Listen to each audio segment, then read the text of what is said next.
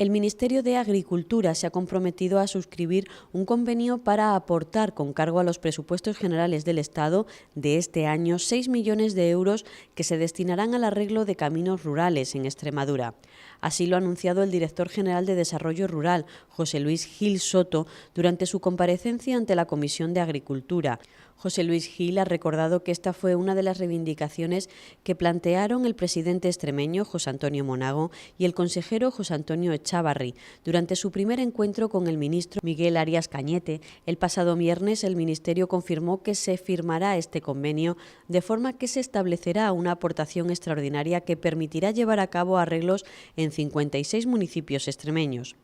Esto supone, ha explicado el director general, que a pesar de la situación económica, la comunidad autónoma dispondrá en este ejercicio de una dotación muy importante para el arreglo de caminos rurales, puesto que a esta cantidad procedente del Gobierno central hay que sumar los algo más de 7,2 millones presupuestados por Extremadura.